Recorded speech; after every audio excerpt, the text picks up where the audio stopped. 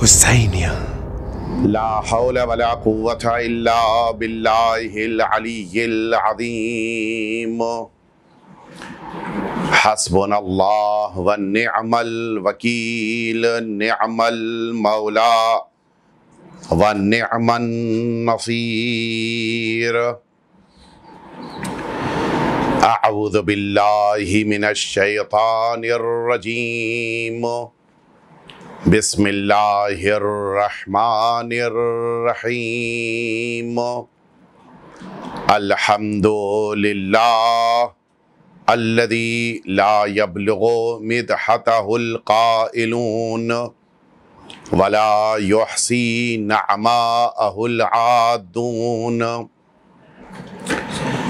ولا یؤدی حقہ المجتہدون، ثم الصلاة والسلام والتحیۃ والاکرام علی سید الانبیاء والمرسلین، سیدنا و مولانا ابی القاسم محمد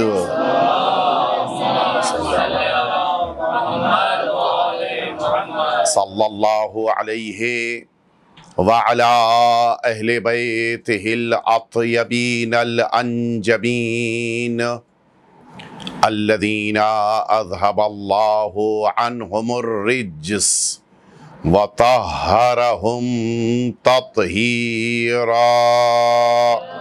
اللہم صلی لا سیما الامام المبین بقیت اللہ فی الارضین، واللعنۃ الدائمۃ الباقیۃ علی اعدائہم اجمعین۔ اما بعد، فقد قال اللہ الحکیم فی کتابہ المبین، ومن قتل مظلوما فقد جعلنا لولیہ سلطانا فلا یسرف فی القتل انہ کان منصورا۔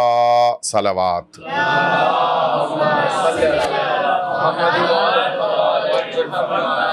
اذان محترم، سورہ اسراء کی یہ 33ویں آیہ شریفہ سرنامہ کلام کے طور پر آپ حضرات کی سماعتوں کے حوالے کیا ہے، اور مجھے نہیں پتہ ہے کہ جو موضوع مجھے دیا گیا ہے وہ آپ کو بھی بتایا ہے یا نہیں، لیکن میں پہلے ہی عرض کیے دیتا ہوں کہ مجھے جو موضوع عباس صاحب نے دیا ہے وہ عزائے امام حسین اور امام زمانہ عجل اللہ تعالی فرجہ الشریف،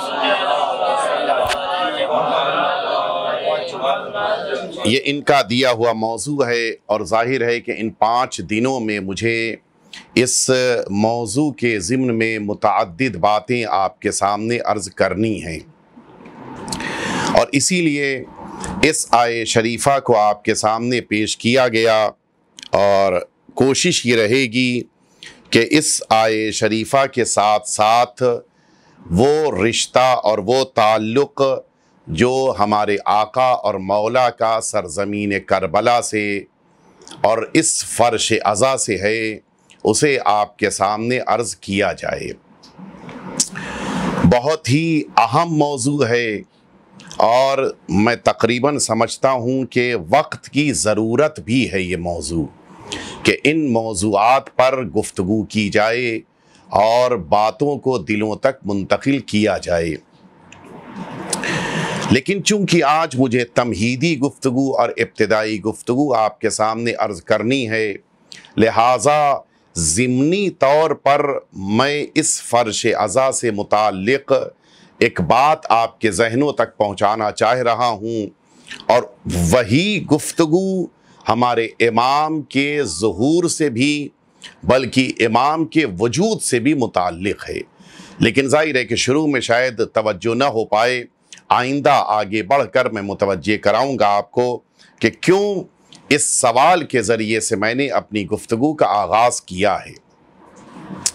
سوال یہ ذہنوں میں پیدا ہوتا ہے کہ جو واقعی طور کے اوپر جس کا تعلق ہمارے امام سے ہے، سوال یہ ہے کہ یہ جو مجالس عزا منعقد ہوتی ہیں، یہ مجالس عزا کوئی چھوٹے موٹے پیمانے پر منعقد نہیں ہوتی، بہت بڑے پیمانے پر۔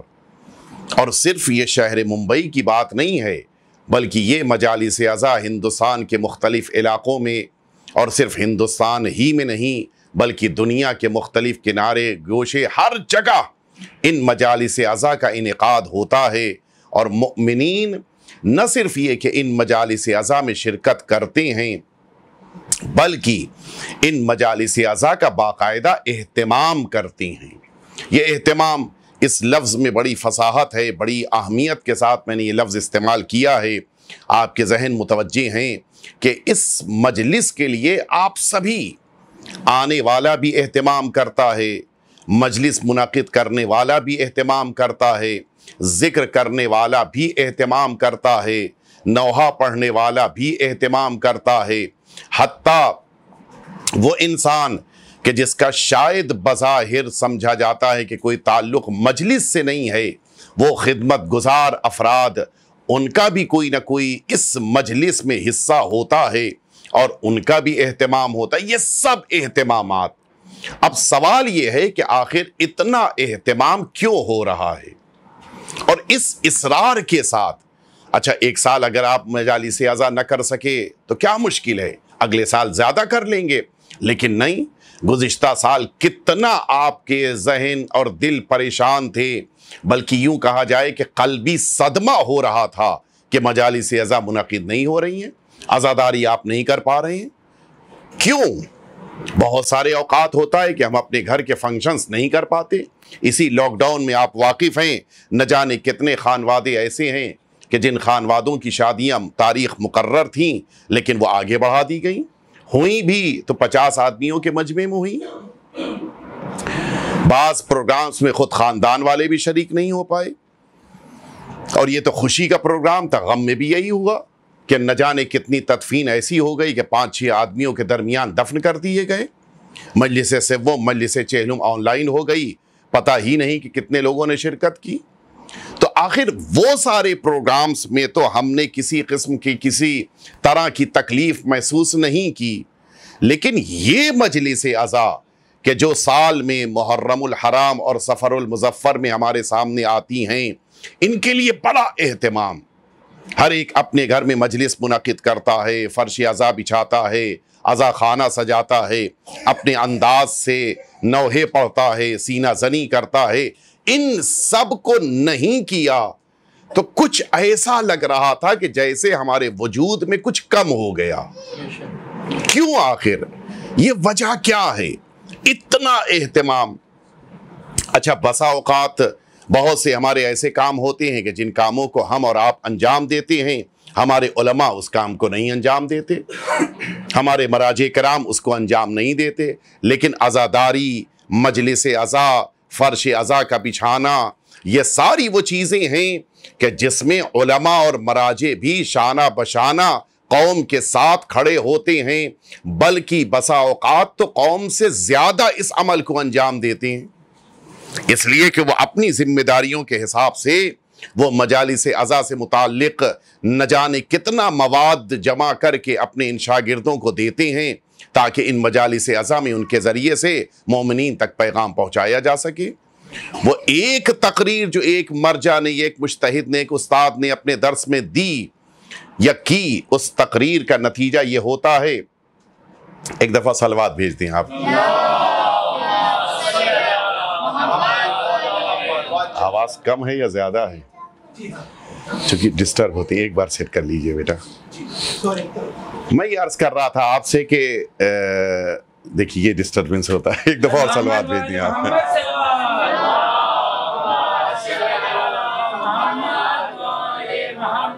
یہ مراجع کرام اپنے درس میں ایک پیغام دیتے ہیں اور پھر وہ پیغام پوری دنیا میں ان کے شاگردوں کے ذریعے پہنچ جاتا ہے۔ تو یہ جو اہتمام ہے یہ بڑی اہمیت رکھتا ہے۔ लेकिन फिर वही बात कि क्यों इतना एहतमाम। अच्छा, उधर से भी आ जाइए, ये जो मजालिस अज़ा पे खर्च होता है कोई मामूली या छोटी मोटी रकम नहीं है।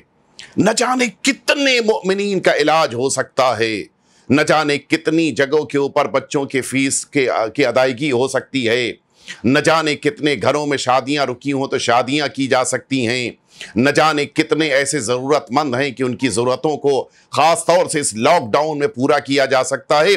सब कुछ है, लेकिन नहीं, पैसा मजलिसों पे खर्च होगा और उसी आबोताब के साथ खर्च होगा और बगैर किसी एहसान के।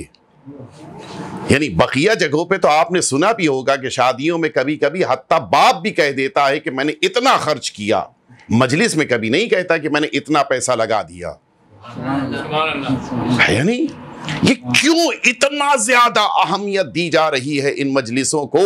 और ये एक कल्चर हमारी कौम का डेवलप हुआ कि जिस कल्चर में हमारे उलमा, हमारे मराजे, हमारे फुक़हा, हमारे अवाम, हमारे मुमिनीन, तमाम लोग एक साथ शरीक हुए और फिर नतीजा ये हुआ कि सारी दुनिया तक एक पैगाम गया कि ये 2.25 महीने अय्याम अज़ा हैं और इन दिनों में ये पूरी कौम सियापोश होती है, पूरी कौम मातम करती है। ये इतना एहतमाम, इतनी ज़्यादा ताकीद के साथ हर साल हम अपने बच्चों को मजालिस अज़ा में लेके जाते हैं और उन मजालिस अज़ा में शिरकत करने के बाद ये बच्चे अपने हाथों में छोटा छोटा अलम लिए हुए अपने अंदाज से मातम करते हुए। अभी इत्तेफाक से 2-3 दिन पहले मैं एक मोमिन के घर के ऊपर था, उन्होंने ये बात कही कि मेरा ये बच्चा, इसने 7 मुहर्रम को छोटा सा अलम दिया और अपने अंदाज में इसने मातम किया, और ये कहते हुए उनका दिल बाग बाग हुआ जा रहा था। मैंने पूछा इतनी खुशी आपको क्यों है? कहा बस मुझे इस बात का इत्मीनान हो गया कि मैं रहूं न रहूं, ये बच्चे अभी से अज़ादार हो चुके हैं। तो ये जो एक जज्बा अंदर पैदा हो रहा है, ये आखिर क्यों? इसकी क्या जरूरत है? क्या इसके बगैर हम जिंदगी नहीं गुजार सकते? अगर अज़ादारी को हम छोड़ दें तो क्या हमारी जिंदगी में कुछ कमी पैदा हो जाएगी? बहुत से ऐसे अफराद हैं दुनिया में कि जो अपने मजहब को फॉलो नहीं करते, लेकिन आपने देखा होगा वो अफराद भी आशूर को फाका करते हैं।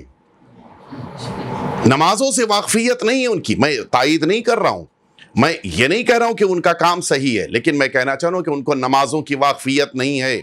शायद उनसे कह दिया जाए कि सूरह अलहम्द सुना दिए, वो नहीं सुना पाएंगे।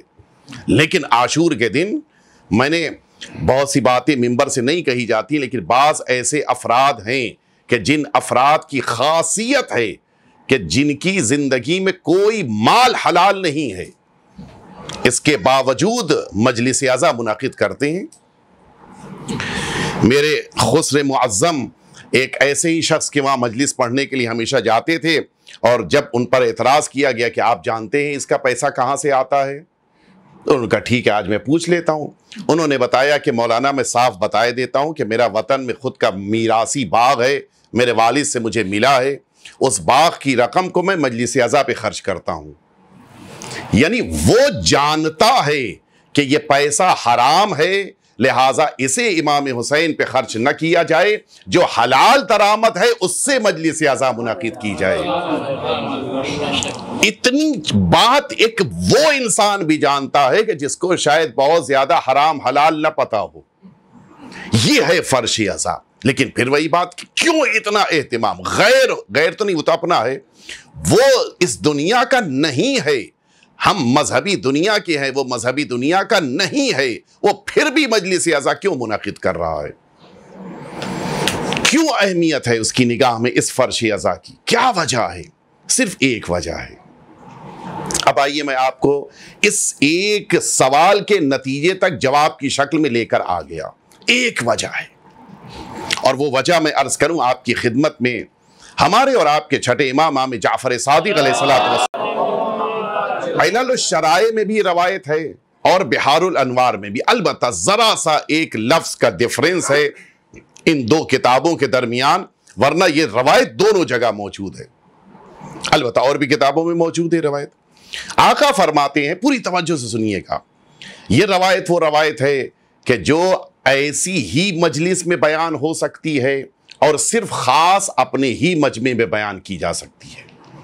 توجہ ہے، مولا فرماتے ہیں کہ انا وآل ابی سفیان اہل بیتین، ہم اور ابو سفیان کا گھرانہ، یہ دو گھرانے ہیں عرب کے، تخاصما اور بعض روایتوں میں تعادینا، میں نے جو کہا نا دو لفظوں میں ڈفرنس ہے، تخاصما یا تعادینا، تعادینا فی اللہ، ہمارا جو اختلاف ہے وہ کوئی پرسنل میٹر نہیں ہے، نہ حکومت کا مسئلہ ہے، نہ دولت کا مسئلہ ہے، نہ اقتدار کا مسئلہ ہے، نہ کرسی کا اختلاف، کوئی اختلاف نہیں۔ جو ہمارا اصل اختلاف ہے، جو اختلاف کی بنیاد ہے، وہ ذات پروردگار ہے۔ کیا اختلاف؟ قلنا صدق اللہ وقالوا کذب اللہ، معاذ اللہ، ہم نے کہا کہ جو بھی ذات پروردگار کی بارگاہ سے آ گیا، جو شے بھی آئی وہ حق ہے، صحیح ہے، سچ ہے، اور انہوں نے کیا کہا؟ کذب اللہ، معاذ اللہ، انہوں نے کہا نہیں، معاذ اللہ، اللہ کی طرف سے جو آیا وہ غلط ہے، جھوٹ ہے، باطل ہے، بے بنیاد ہے۔ اور اس کی مثال آپ دیکھ لیجئے، جس نے یہ بات کہی تھی کہ لعبت ہاشمی بالملک فلا خبر جاء ولا وحی نزل، یہ اسی ابو سفیان کا پوتا تھا۔ ترجمہ کر دوں میں کہ بنی ہاشم نے کھلواڑ کیا تھا، معاذ اللہ، نہ تو کوئی اللہ کی بارگاہ سے خبر آئی اور نہ ہی وہاں سے کوئی وحی آئی۔ یہ کہنے والا کون تھا؟ ابو سفیان کا پوتا تھا۔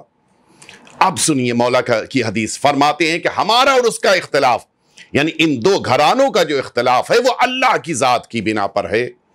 ہم نے کہا جو کچھ بھی اللہ کی طرف سے آ رہا، پوری توجہ رہی، اس لیے کہ میں اپنے موضوع سے باہر نہیں گیا، عباس صاحب غور سے دیکھ رہے ہیں، میں موضوع پر ہوں اپنے، جو کچھ بھی ہم نے کہا وہ حق ہے، اللہ کی طرف سے جو بھی آیا حق ہے، لیکن انہوں نے کیا کہا؟ کذب اللہ۔ اور اس کے بعد اب سنیے، مولا فرماتے ہیں تخاصم ابو سفیان رسول اللہ، پہلا اختلاف کا موقع سامنے آیا جنگ بدر میں، پورا لشکر لیے ہوئے ابو سفیان سامنے آ کے کھڑا ہو گیا، اور ادھر رسالت باب ہیں جو مسلمانوں کے مختصر سے لشکر کو لیے ہوئے آئے ہیں، اور ان دونوں کے درمیان اختلافی جنگ ہوئی ہے۔ اس جنگ کے نتیجے میں اسلام جیت گیا۔ اب کتنا گراں گزرا ہوگا، اور اسی سے پتا چلتا ہے کہ اب کچھ دنوں کے بعد جو اسلام لایا جائے گا وہ ہارے ہوئے کافروں کا اسلام ہے۔ دیکھیے، اگر اسلام ہار جاتا اور پھر یہ اسلام لاتے تب بات سمجھ میں آتی کہ ہاں انہوں نے اسلام کی حقانیت کو دیکھ کے اختیار کیا ہے مذہب، لیکن جب اسلام جیت گیا ہے اور پھر کچھ دنوں کے بعد ابو سفیان ایمان لے کے آ رہا ہے، اس کے معنی یہ ہے کہ یہ اسلام کی حقانیت کی بنا پر ایمان نہیں ہے، بلکہ اسلام کی دولت کی بنا پر ایمان لایا جا رہا ہے۔ اور پھر اس کے بعد مولا فرماتے ہیں دوسری جنگ، 4 جنگوں کا ذکر کیا مولا نے، دوسری جنگ ہوئی ہے۔ اب میں وہ لفظ نہیں استعمال کروں گا یہاں پر، مولا نے وہ لفظوں کو استعمال کیا ہے۔ یہی ابو سفیان کا لڑکا ہے کہ جس نے امیر المؤمنین سے جنگ کی ہے۔ آپ واقف ہیں کون سی جنگ ہے؟ جنگ صفین۔ دوسری جنگ وہ ہے کہ جو اس گھرانے اور ہمارے گھرانے کی ہوئی ہے، امیر المؤمنین سے کس کی ہوئی ہے؟ ابو سفیان کے لڑکے کی۔ لفظی استعمال کی وَتَخَاصَمَ مُعَاوِيَةُ بْنُ أَبِي سُفْيَانَ علی ابن ابی طالب۔ اور پھر اس کے بعد تیسری جنگ مولا بیان فرماتے ہیں وَخَاصَمَ يَزِيدُ بْنُ مُعَاوِيَّةَ الحسین ابن علی۔ تیسری جنگ ہوئی ہے سرکار سید الشہداء امام حسین اور یزید کے درمیان۔ یہ جنگ وہ جنگ ہے کہ جو اس گھرانے اور ہمارے گھرانے یعنی اہل بیت یا تار کے گھرانے کی تیسری اور آج تک کی آخری جنگ ہے۔ لیکن مولا نے تو 4 جنگوں کا تذکرہ کیا ہے، وہ چوتھی جنگ کون سی ہے؟ اس چوتھی جنگ میں بھی جو شخص عثمان بن عنبسہ نام ہے، آپ حضرات چکی ہوئے، میں دیکھ رہا ہوں کہ آپ حضرات اکثر تاریخ سے بھی واقف افراد بھی موجود ہیں اور صاحبان علم بھی موجود ہیں، نام اس کا عثمان بن عنبسہ ہے۔ یہ وہ شخص ہے کہ جس سے آخری جنگ ہونی ہے۔ پوری توجہ سنیے گا، میں نتیجے تک آپ کو لے کے آ گیا۔ مولا فرماتے ہیں اس گھرانے کی اور ہمارے گھرانے کی 4 جنگوں میں ایک آخری جنگ باقی ہے، وَالسُّفْيَانِ يُقَاتِلُ الْقَائِمِ، وہ آخری شخص ہوگا کہ جو اسی گھرانے کا ہو، جس کا نام عثمان بن عنبسہ ہے، جو سفیانی ہے، یہ ابو سفیان کے گھرانے کا ہے۔ مولا فرماتے ہیں کہ اسی گھرانے کا آخری فرد، آخری انسان ہوگا جس سے ہمارے وارث کی جنگ ہوگی۔ آپ نے توجہ فرمائی؟ اب آئیے میں آپ کو نتیجے تک لے کے آ گیا۔ ہم 2 جنگوں کے درمیان زندگی گزار رہے ہیں۔ ایک وہ جنگ ہے جو ہو چکی ہے، ایک وہ جنگ ہے جو ہونے والی ہے۔ ہم ان 2 کے بیچ میں زندگی گزار رہے ہیں، اور یہ ایک حقیقت ہے، ایک فیکٹ ہے کہ میدان جنگ میں کوئی اچانک نہیں جا سکتا، نہیں جا سکتا، کیسی بھی جنگ ہو۔ حتیٰ ہمارے محلے کی چھوٹی موٹی بھی اگر جنگ ہو رہی ہے، اس چھوٹی موٹی جنگ میں بھی یہ نہیں ہو سکتا کہ کوئی یوں ہی بس اٹھاؤ چلا گیا، نہیں، معلوم کیا جائے کہ بھائی تمہارے بدن میں اتنی طاقت، توانائی ہے یا نہیں ہے، تم لڑنے کی صلاحیت رکھتے ہو نہیں رکھتے ہو، میرے جیسا تو نہیں جا پائے گا نا۔ اب تو دیکھا جائے گا طاقتور ہے یا نہیں ہے، اس کی باڈی میں کچھ اتنی قوت ہے یا نہیں ہے۔ انسان اگر تیاری کر چکا ہے تب تو میدان جنگ میں جا کر لڑ سکتا ہے۔ لیکن اب آئیے وہ جو آخری جنگ ہونے والی ہے، اس آخری جنگ میں نہ جسم کی طاقت چاہیے ہے، نہ اسلحوں کی جنگ ہے وہ کہ اسلحوں کے استعمال کرنے کے بارے میں ہم کو معلومات ہو، نہ ہمارے چلنے پھرنے میں طاقت اور توانائی ہو کہ ہم جنگ کے میدان سے جا سکیں، اس لیے کہ ساری چیزیں آقا کے آ جانے کے بعد سب ہمارے اختیار میں ہوں گی۔ تو اب وہاں پر کس چیز کی ضرورت ہے؟ وہاں پر جسم کی توانائی کی ضرورت نہیں ہے، وہاں کے اوپر اسلحوں کو استعمال کرنے کے جانکار ہونے کی ضرورت نہیں ہے، بلکہ وہاں کے اوپر عقائد کے پختہ ہونے کی ضرورت ہے۔ اگر عقیدہ پختہ ہے تب تو انسان اس جنگ میں مد مقابل پہ غالب آ سکتا ہے۔ اب آپ انصاف سے بتائیں، اگر اس قوم سے اس میدان جنگ میں کچھ سپاہیوں کو بھیجنا ہے تو ان کی تربیت کہاں ہوگی؟ ان کی جو عقیدے کی تربیت ہے کہ عقیدہ اتنا پختہ ہو کہ اس آخری جنگ میں یہ سپاہی بن کے مد مقابل کے سامنے کھڑا ہو سکے اور پھر اس کو ہرا سکے، یہ طاقت کہاں سے آئے گی؟ اب آپ سمجھے یہ فرش ازا کیوں بچھائی جاتی ہے، یہ جلوس کیوں برآمد کیے جاتے ہیں، یہ علم مبارک کیوں اٹھائے جاتے ہیں، کیوں تابوت مبارک کاندھوں پہ اٹھاتے ہیں؟ ہم فرش ازا نہیں بچھاتے ہیں، اس آخری امام کے لیے ناصر تیار کرتے ہیں۔ کیوں اتنی اہمیت ہے ان مجالس ازا کی؟ اور اس پر بات آ گئی ہے تو جس عظیم الشان مرجع اور مجتہد کا کل تدفین ہوئی ہے، پرسوں انتقال ہوا ہے، ان کا ایک جملہ ان کے بیٹے نے جب بامبے آئے تھے تو پہنچایا تھا، ان کا جملہ واقعاً بڑا قیمتی تھا، میں آپ لوگوں تک پہنچانا چاہتا ہوں۔ البتہ بات آ گئی ہے تو عرض کر رہا ہوں، اچانک میرے ذہن میں بات آ گئی۔ انہوں نے اس وقت یہ بات کہی تھی، میں عرض کروں کہ میں خود اس مشکل میں گرفتار تھا، میں آپ کی بات میں خود اس مشکل میں تھا۔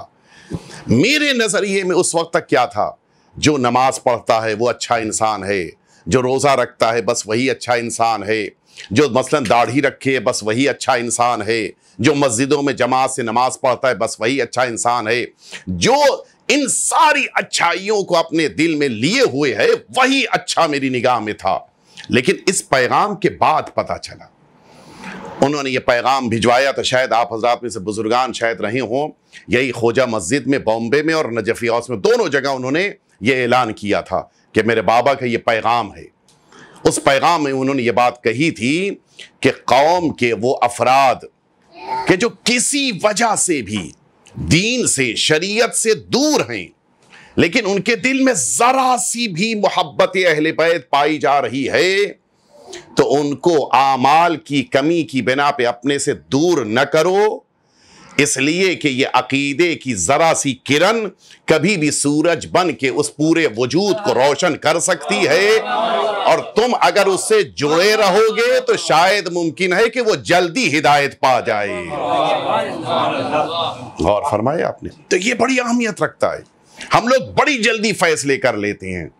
ایک شخص کو نماز کے موقع کے اوپر اگر مسجد سے ہم نے نکلتے ہوئے دیکھ لیا، ارے بس یہ نمازی نہیں ہے، اچھا ٹھیک ہے نمازی نہیں ہے، پھر کہ نہیں پھر اب اس کے بعد تو سب کچھ شروع ہو جاتے ہیں، اس کا گھر والے بھی ایسا ہی ہیں، اس کا خدا نخواستہ باپ بھی ایسا ہی تھا، اس کا بھائی بھی ایسا ہی تھا، سب شروع ہو جاتا، سب حرام ہے۔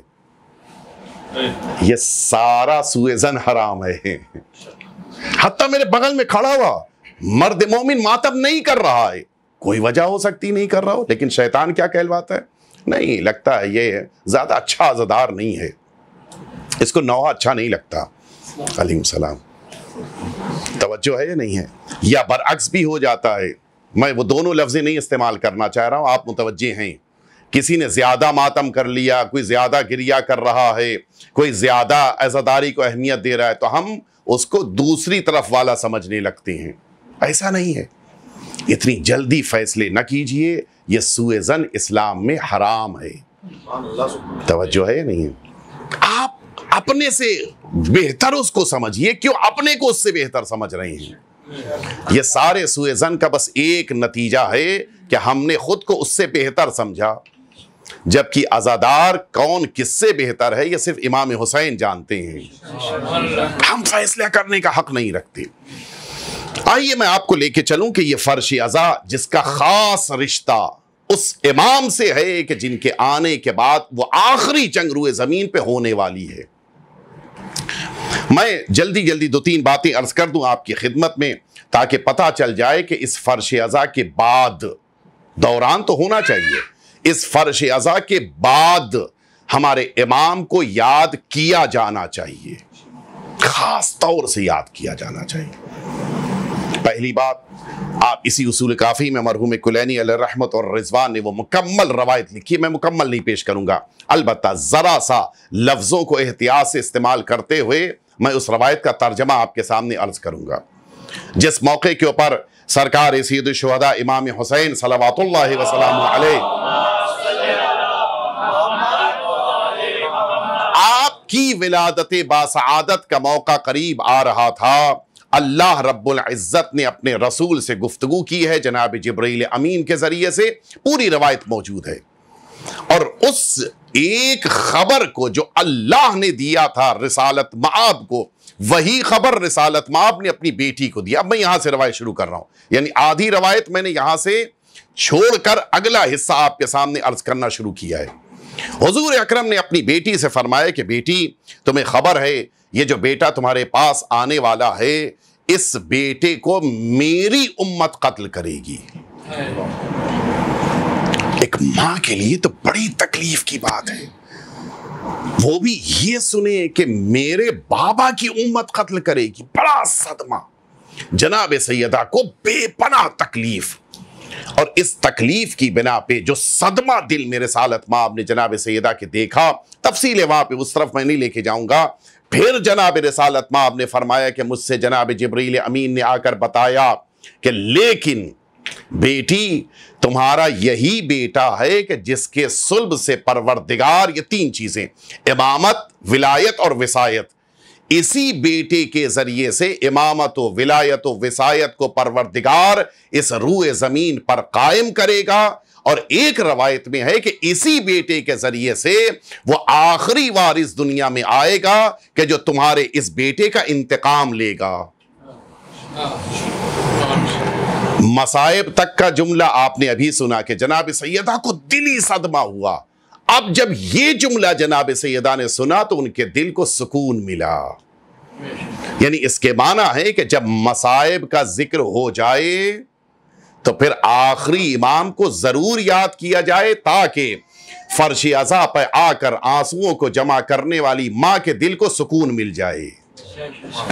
لہذا فرش عزا کا ایک اہم تقاضا یہ ہے کہ اس فرش عزا پر بیٹھنے کے بعد اپنے آخری امام کے لیے دعا ضرور کی جائے، اور یہی بات آپ اگر دیکھیے مکیال المکارم میں اس عظیم الشان شخصیت نے کہ جو خود کتاب معجزاتی ہے، साहिब मिक्यालुल मकारिम ने यह किताब लिखी है, मुजज़ाती शक्ल में लिखी है। इस किताब को लिखने वाले मुसन्निफ ने वो जुमला लिखा है कि मुत्तकी और परहेजगार उस इंसान ने जो उनके दोस्तों में से, सालिहीन में से थे, उन्होंने ख्वाब में आखिरी इमाम सरकार वली अस्र अज्जलल्लाहु ताला फरजहु शरीफ को आपको देखा, और उस मौके के ऊपर आका ने आपसे ये जुमला फरमाया था कि मैं उस इंसान के लिए दुआ करता हूं। बहुत बड़ी बात है, आका दुआ दें जिस इंसान को, मैं समझता हूं कि इससे बड़ी कोई सआदत नहीं हो सकती। बहुत से बिरादरान मसलन किसी आलिम को देख के कहते हैं कि आप दुआ कर दिए, क्यों? इसलिए कि एक एहतिमाल है कि इनकी दुआ ज्यादा कबूल हो सकती है। तो आलिम की दुआ के बारे में तो सिर्फ एक एहतिमाल है कि उनकी दुआ कबूल हो सकती है, लेकिन आका की दुआ वो तो यकीनी है, वो तो कबूल हो रही होनी है। इमाम फरमाते हैं कि मैं उस इंसान के लिए दुआ करता हूं जो मेरे जद इमाम हुसैन के मसाइब के बाद मेरे ज़ुहूर की दुआ करता है। दो तीन बातें आप शायद मुतवज्जे हो गए हों। इस एक जुमले से ये तो समझ में आ गया कि जिस मौके के ऊपर मर्द मोमिन की आंखों में आंसू आते हैं, इमाम की तवज्जो का मरकज वो मोमिन होता है, और फिर जब वो आंसुओं के बाद दुआ करता है तब भी इमाम उसे देख रहे होते हैं। तभी तो इमाम ने फरमाया कि मैं उसके लिए दुआ करता हूं। तो इसको मामूली न समझिएगा जो आंखों में आंसू आ जाते हैं और आप गिरिया करने लगते हैं, कि आका आपकी तरफ तवज्जो फरमा रहे हैं। और फिर सबसे बड़ी अहम बात, इमाम चाहते हैं कि मेरे जद के तस्करे के बाद मेरे ज़ुहूर का जरूर जिक्र किया जाए, इसलिए कि दोनों में गहरा रिश्ता है जो इंशाअल्लाह आइंदा गुफ्तगू में आपके सामने आएगा। इमाम की शहादत और आखिरी इमाम के ज़ुहूर, इन दोनों में गहरा रिश्ता है, और इसी रिश्ते को कायम रखने के लिए इमाम चाहते हैं कि मसाइब के बाद आपके ज़ुहूर की दुआ की जाए। और इसीलिए आपने देखा होगा उलमाए किराम को कि मजलिस के बाद सबसे पहली दुआ हजरत के ज़ुहूर की होती है। बकिया दुआएं बाद की हैं, बकिया दुआएं हुई नहीं हुई वो मसला नहीं है, लेकिन ये एक दुआ अगर कबूल हो गई तो गोया सारी दुआएं कबूल हो गई। लिहाजा इस एक दुआ को जरूर मद्देनजर रखना चाहिए। अब आइए, बस मैं अब आखिरी जुमले की तरफ आपको लेके चलूं और अपनी मजलिस को मैं मुकम्मल करूं। हकीकत ये है कि इस फर्श अज़ा पर हजरत की इनायत होती है। मजलिस छोटी बड़ी नहीं होती, मजलिस में बैठने वाले मुमिनीन का खुलूस फर्श अज़ा को अजीम बना देता है। बल्कि यूं कहूं कि ये मजलिस जितनी छोटी हो उतनी ही ज़्यादा उसके लिए ज़्यादा अहमियत होनी चाहिए। क्यों? इसलिए कि शायद अहले बैत अतार की तवज्जो उतनी ही ज़्यादा उस तरफ हो। आप सुनेंगे मरहूम मोहम्मद अली फशंदी का नाम आप हजरात ने शायद सुना हो। अलबत्ता ये वाक़या मुतअद्दिद दफ़ा चूँकि नक़ल किया गया है और मैंने भी बयान किया है, लिहाजा शायद आप हजरात ने भी ये नाम सुना हो। ये एक बहुत बड़े टूर ऑपरेटर थे। ये हमेशा काफ़िले ले जाते थे, आलिम थे, खुद बेनफ्स ही आलिम थे, लेकिन हज का काफ़िला हमेशा लेके जाते थे और मुमिनीन उनके साथ हमेशा जाने की सआदत हासिल करते थे। अच्छा, ज़ाहिर है कि जो ज़िम्मेदार है काफ़िले का तो उसी एतबार से फिर उसको वक्त भी देना होगा, उसी एतबार से उसको इंतज़ामात भी देखने होंगे। उनका ख़ुद का बयान कि मैं इस सफ़र हज में जो मुमिनीन को तेहरान से लेके गया था हज के लिए, मैं उस वक्त इन सब को अरफात के मैदान, आप जानते हैं हज का तरीक़ेकार कि इंसान जब हज के लिए जाता है तो पहले उम्रे तमत्तो को अंजाम दे लेता है, फिर मक्का मुअज़्ज़मा में इंतज़ार करता है यहाँ तक कि 8 ज़िलहिज आ जाए, और 8 ज़िलहिज को फिर एहराम पहनकर वो अरफात के लिए रवाना हो जाता है। अलबत्ता हमारे वहाँ भी मुस्तहब है اور یہ گزشتہ زمانے میں ایک طریقہ کار بھی تھا، لیکن اب چونکہ ذرا سا راستوں کی صعوبتیں زیادہ ہیں لہٰذا معمولاً ٹورز والے نہیں لے کے جاتے۔ مستحب یہ ہے کہ انسان احرام پہن کے میدان منی میں آ جائے اور پھر صبح میدان منی سے میدان عرفات آئے۔ چونکہ آج کے دور میں یہ مشکل کام ہے لہٰذا کوئی بھی ٹور والا یہ کام نہیں کرتا، پہلے ہوتا تھا اور باقاعدہ یہ مستحب ہے۔ مرحوم علی فشندی کہتے ہیں کہ میں اپنے قافلے کو روانہ کر دیا۔ ظاہر ہے کہ قافلے میں بوڑھے ہیں، خواتین ہیں اور وہ افراد ہیں کہ جن میں سے سب کے لیے جانا ممکن نہیں ہے میدان منی، لہٰذا ان سب کو میں نے عرفات روانہ کر دیا۔ میں میدان منی آ گیا۔ دو کام، ایک تو مستحب بھی تھا، دوسری وجہ یہ تھی کہ مجھے انتظامات بھی دیکھنے تھے کہ ابھی یہ دن گزرے گا عرفات کا، پھر سارے افراد مزدلفہ ہوتے ہوئے منی آئیں گے تو آیا ان کے لیے مکمل اور اچھا انتظام ہے یا نہیں ہے۔ میں آ گیا اپنے خیمے میں، جس خیمے میں میرے پورے قافلے کو رکنا تھا، میدان منی میں آ کے رات بسر کر رہا تھا، چونکہ وہاں بڑی دعائیں وارد ہوئی ہیں کہ اچانک وہاں کے اوپر وہاں کا جو نگہبان تھا پولیس والا وہ آیا اور اس نے باقاعدہ مجھ سے کہا کہ دیکھو چوریاں اور لوگوں کے سامان لوٹنے کی واردات بہت ہوتی ہے، ذرا تم سنبھل کے یہاں پہ رہنا۔ میں نے کہا نہیں، میں اپنی ذمہ داری پہ ہوں، تم پریشان نہ ہو۔ اس کے بعد خیمے کے دروازے کی طرف پوئٹ کر کے یہ بیٹھ کے مصلے پہ نماز پڑھنے لگے۔ ان کو اچانک پیچھے کچھ آواز محسوس ہوئی۔ ظاہر ہے کہ ابھی کچھ ہی دیر پہلے آ کے یہاں کا نگہبان اور خادم کہہ کے گیا ہے، تو اب تو وہ پھر جو کہہ گیا تھا وہ بالکل مجسم ذہن میں آ گیا۔ میرے اندر خوف پیدا ہوا اور اب میں تو نماز میں مصروف، نماز میں تو میں پیچھے گھوم کے نہیں دیکھ سکتا، لیکن جو پیچھے سے آواز آئی، اس آواز کی دل نشینی اور اس آواز کے محبت بھرے لہجے نے مجھے بتا دیا کہ یہ کوئی عام نہیں بلکہ انسانیت کو نجات دینے والی ذات ہے۔ میں نماز مکمل کر کے، چونکہ انہوں نے مجھے آواز دی تھی، نماز مکمل کی، میں نے گھوم کے دیکھا ایک خوبصورت جوان عرب میرے خیمے میں موجود ہیں۔ میرا نام لے کے پکارا، گفتگو شروع ہوئی، آپ کون ہیں؟ انہوں نے اپنی تفصیل بتائی، اپنا نام بتایا۔ دھیرے دھیرے جب گفتگو اور آگے بڑھی تب سمجھ میں آیا کہ یہ آقا سرکار ولی عصر عجل اللہ تعالی فرج الشریف۔ ایک دفعہ اور ملاقات کے بعد اب تو ظاہر ہے کہ وہ ساری گفتگو کے جن گفتگو کے لیے انسان مدتوں انتظار کرتا ہے، وہ ساری باتیں، ساری گفتگو، ساری تفصیلات۔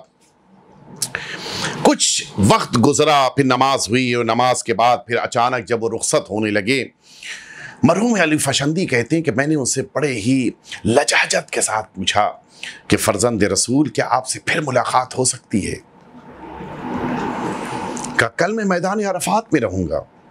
کہ مولا کوئی وقت، کوئی ایسا لمحہ کہ آپ کی زیارت نصیب ہو جائے۔ کہ دیکھو میں آؤں گا تو جہاں پر یہ پورا قافلہ تمہارا ٹھہرا ہوا ہے اس وقت آؤں گا، لیکن ایک خاص موقع پر۔ کب؟ کہ جس وقت تمہارا خطیب منبر پہ بیٹھ کر میرے چچا ابو الفضل العباس کے مصائب پڑھے گا۔ اتنی محبت ہے آقا کو اپنے چچا سے۔ بات ختم ہو گئی۔ مرحوم محمد علی فشندی کہتے ہیں کہ آقا رخصت ہو گئے۔ اس کے بعد میں اپنی عبادتیں مکمل کرنے کے بعد میدان عرفات آ گیا۔ میں نے کچھ باتیں تو بعض لوگوں کو بتائیں، لیکن وہ بات کہ امام آئیں گے اور مصائب کے دوران تشریف لائیں گے میں نے کسی کو نہیں بتایا تھا۔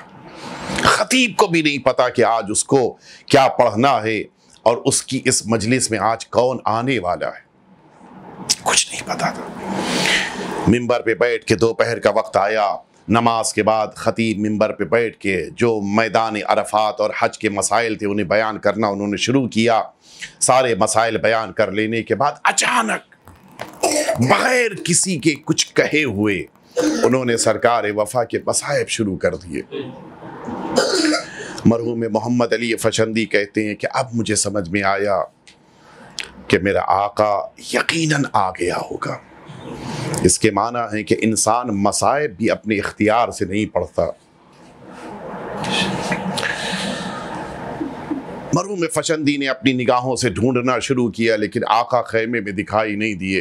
कहा ये तो हो नहीं सकता, मेरे मौला ने वादा किया है। अच्छा, खैमे में जितने लोग मौजूद हैं सबको पहचानते थे, कोई नया नहीं था। कहा मैंने इमाम को ढूंढते हुए अब जो खैमे से बाहर कदम रखा, देखा कि बगल के खैमे में चूबे खैमा से टेक लगाए हुए मेरे इमाम इस अंदाज में गिरिया कर रहे थे जैसे एक माँ अपने जवान बेटे का मातम करती है। हाँ, आका अपने चचा का नाम सुनकर, अपने चचा के मसाइब को सुनकर इस तरह से गिरिया करते हैं।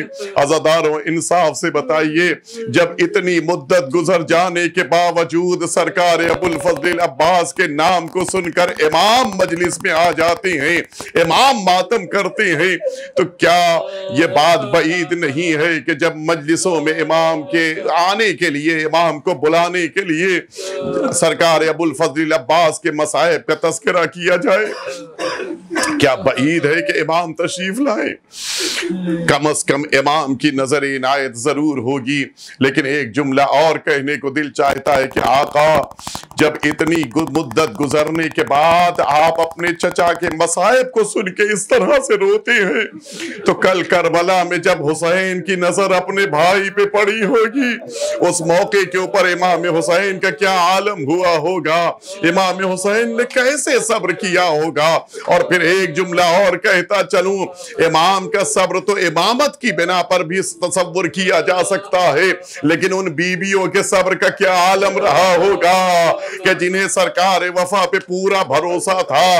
और उस 4 साला बच्ची सकीना, उसको कितना भरोसा था अपने चचा के ऊपर, उसने कैसे सब्र किया होगा। हाँ आज़ादारों, अल्लाह में अमीनी की तहकीक है और ये जुमला उन्हीं का है जो मैं आपके सामने अर्ज कर रहा हूँ। सरकार सैयदुश शुहदा मैदान करबला में जहां कहीं भी कोई मुश्किल होती थी, अपनी बहन के पास आते थे और बहन के सीने के करीब जाके दोनों भाई बहन गले लगते थे और इमाम हुसैन के दिल को सुकून मिल जाता था। आके हुसैन ने खबर दी थी कि भाई ये बहन ज़ैनब, मेरा हबीब कत्ल हो गया, बहन मेरा ज़ुहैर कैन कत्ल कर दिया गया, बहन मेरे सारे असहाब कत्ल हो गए। और हर शहादत पे बहन ने अपने भाई को सहारा दिया था। लेकिन मैदान करबला में एक मौका ऐसा आया कि जब बहन इंतजार करती रही कि शायद मेरा भाई जो मैदान से वापस आ रहा था अब यकीनन मेरे खैमे में आ रहा होगा, लेकिन हुसैन ने अपनी बहन के खैमे में कदम न रखा।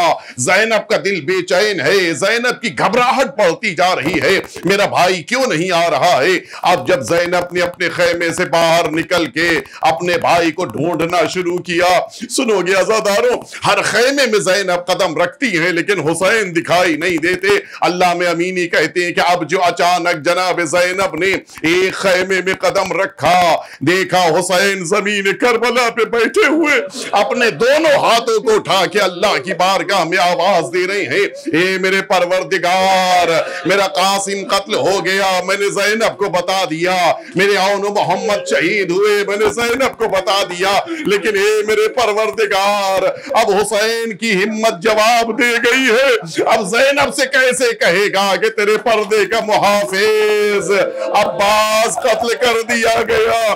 बस ये जुमला सुनना था, ज़ैनब ज़मीन करबला पे बैठ गई। ए भैया, सारी शहादतों के बावजूद ज़ैनब को इत्मीनान था मेरा भाई हुसैन जिंदा रहेगा। मुझे यकीन था कि मेरे हाथों में, मेरे बाजुओं में कोई रीसमान जुल्म न बंधेगी, लेकिन अब ज़ैनब को यकीन हो गया ज़हरा का लाडला भी कत्ल हो जाएगा और अली की बेटी के बाजुओं में रीसमान जुल्म बंधेगी। ज़ैनब को हुसैन ने सीने से लगा लिया। ए बहन ज़ैनब, हुसैन तुम्हें अब्बास का पुरसा देता है।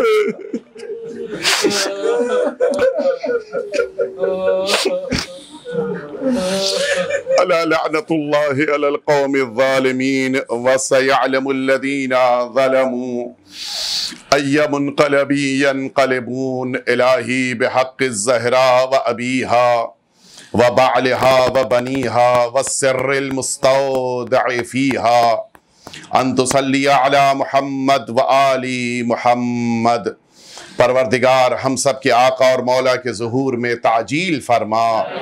परवरदिगार हम सब की तरफ से हमारे इमाम की बारगाह में ताज़ियत व तस्लियत पेश फरमा। परवरदिगार हमारी इन मजालिस अज़ा को कबूल फरमा। हमारे इन आंसुओं को हमारी आखिरत का ज़ख़ीरा करार फरमा। परवरदिगार जो मोमिनीन और मोमिनात बीमार हैं उन सभी को शिफाए कामिल व आजिल अता फरमा। परवरदिगार जो इमाम हुसैन की ज़ियारत अर्बईन के लिए इरादे रखते हैं परवरदिगार उन सबको ज़ियारत नसीब फरमा। परवरदिगार हम सबको आक़िबत बख़ैर फरमा। फ़र्श अज़ा बिछाने वाले, फ़र्श अज़ा पे बैठने वाले, ज़िक्र करने वाले, खिदमत करने वाले, मातम करने वाले, सीना ज़नी करने वाले, नौहा पढ़ने वाले तमाम मुमिनीन की तौफ़ीक़ात में इज़ाफ़ा फरमा। परवरदिगार इस दुनिया में इमाम हुसैन की ज़ियारत और मैदान महशर में शफ़ाअत नसीब फरमा। रब्बना तक़ब्बल मिन्ना इन्नका अंतस समीउल अलीम। मातम हुसैन।